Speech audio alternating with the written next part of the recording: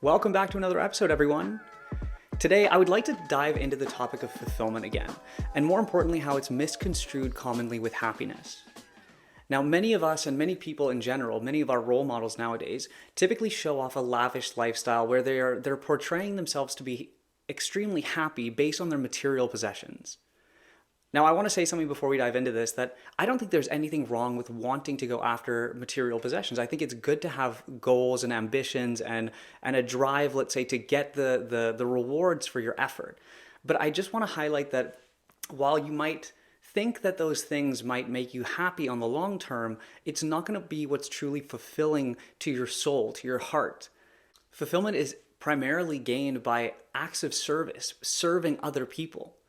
Now, again, I want to make sure that I emphasize that there's nothing wrong with wanting material goods. I think it's very important, the whole stereotypical saying of, I'd rather cry in a Lambo than a Toyota.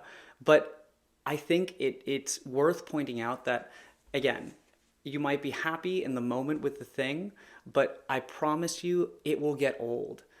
You might get a new toy, a new car, a new something, a new house. And obviously in the beginning, there's always this rush of excitement and oh my gosh, it's new, but that will always fade. It's human nature. It's just biology. We get used to our surroundings. And that's why it's also important that, let's say you have a fancy new car or a jet or some cool mansion or some huge yacht or anything. But if you're not fulfilled with yourself, then how are you going to enjoy even being in that plane or on that yacht or in that fancy car? Because you have to be your own best friend. You have to feel good within yourself before you can actually truly enjoy and spread that joy to other people. And this is what I really want to highlight. I think that the key to fulfillment is contributing to other people's lives. And long term, that can lead to a huge payoff in terms of personal fulfillment, your mental state, your ability to believe in yourself, to believe in one another. And it truly fills your life with just love and happiness and joy. And there's nothing more satisfying than a life that you feel like you've actually made a difference to other people and those around you, your immediate community, your family, your friends, your significant others, your pets. That's what it means to live a happy and fulfilling life. Now, like I mentioned, one of the key foundations to a fulfilling life is self-love. You cannot experience a long-term happy life if you're not in love with yourself. And I don't think that this has to necessarily mean that you stop focusing on growth and in improving yourself and whatnot, but I think it's worth pointing out that if you don't love yourself now, then you're not going to love yourself. Let's say when you've worked out and you're ripped and super well-defined muscles and that kind of thing. It has to start from within. And if you love yourself in your current state and you love yourself enough to want to push yourself to be better, then you're going to appreciate and love what you've accomplished even more. And that's how you strike a good balance, instead of it being a toxic thing of needing to change yourself because otherwise you won't accept it, or you're worried that your friends or your family or people that you're trying to attract are not going to be interested in you. Then this is going to be a truly negative experience long term, because you're going to have this internal conflict, this battle within you that on the one side is saying that you're never going to be good enough, and on the other side trying to push you to accept and love yourself, which is never going to come to a positive conclusion. You're always going to feel like you're in a constant state of burnout, that what you're never doing is enough. So I think we need to start appreciating oneself early, so that way we can actually grow into the person that we're meant to be. Self-love is a huge issue in modern times. I feel like there are so many stereotypes and people telling us what we should or should not be doing, or where we should be in life, or what kind of clothes we should wear, what kind of car we should drive, what kind of, sports or hobbies we should be having. But I think this is what I mean, where it's important to take a step back, ignore what's happening outside, because self-love truly begins from the inside.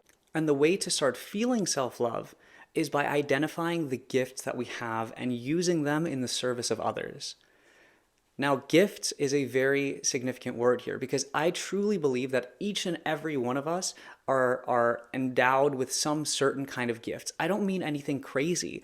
No one person is better than anybody else, but we all have certain gifts. Whether it's your ability to articulate yourself, whether it's your writing skills, whether it's your ability to care, whether it's your ability to listen, whether it's your physical appearance, whether it's the way that you negotiate, or whether the way you empower other people and that you want to be there for other people, or it might be your copywriting skills or your videography or anything.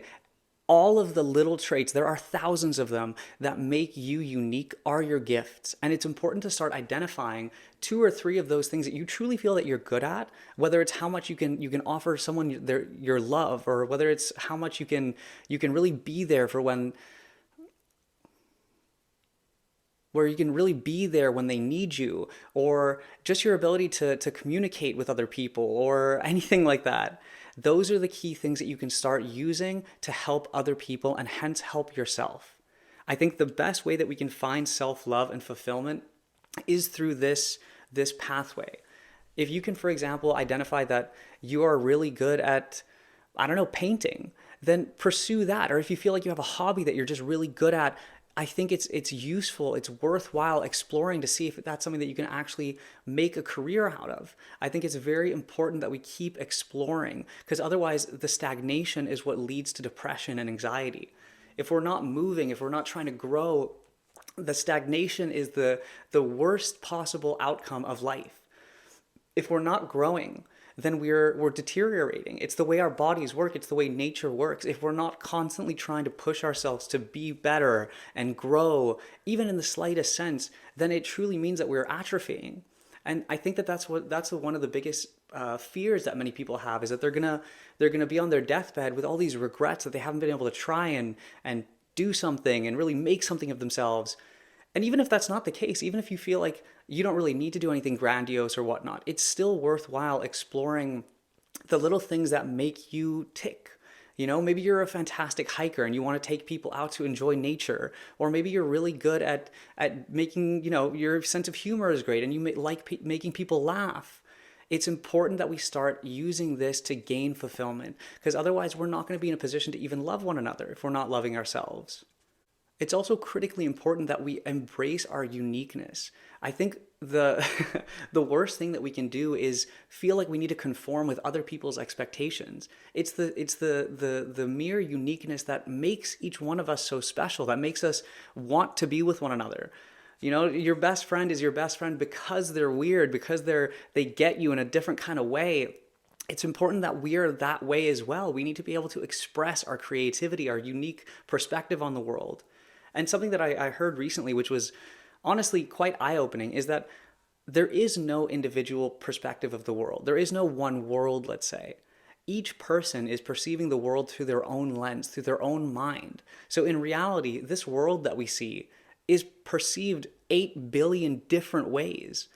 So it really puts it in perspective how everybody is out there trying to live their own life, but we need to find a way to bridge that gap and connect with one another more. We have to be brave in facing our uniqueness. We need to make sure that we're not scared to let other people see us for who we really are, because that's where true love and appreciation and relationships can be built from.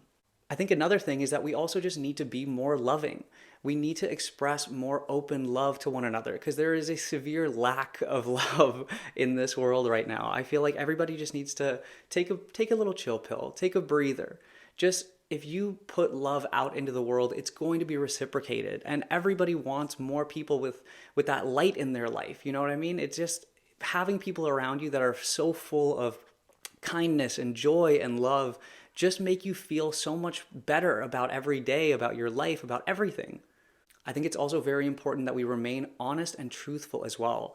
I think nowadays, again, like I was mentioning earlier, there are so many fake people out there trying to sell you some get rich quick scheme for, making $1 million, getting the car, getting the jet, getting the mansion. It's all dishonesty. It's all an attempt to scam you and scam other people to make themselves rich. I think we need to start being more honest, start being more transparent and truthful with one another. Even in tough situations, it's important that we stick to our values, our morals. Otherwise, we won't feel satisfied once again within ourselves. We also need to be more forgiving. I feel like so many people nowadays are holding grudges against other people, whether they've actually done you wrong or whether it's something that's just in your head. If you can't let it go, then you can never move on and grow from it. It's so crucially important that we learn how to forgive. It's the biggest thing that you can do to heal your soul. We need to allow things to lay to rest.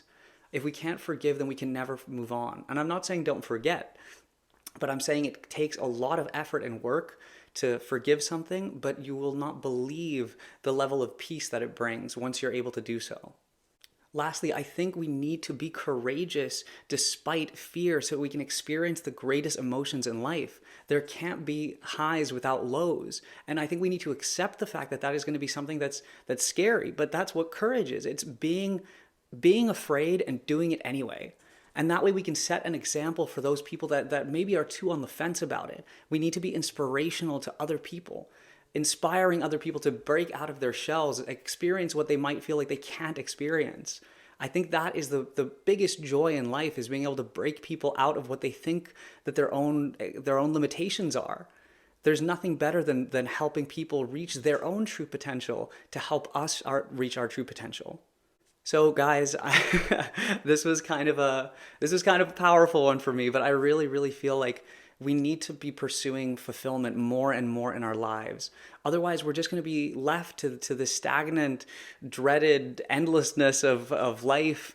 And I don't think that we're going to actually feel like we've accomplished much or done much with our life, with our short time on this earth. I think the best thing that we can do is search for that fulfillment in the service of others and helping other people grow and smile and just being there for one another.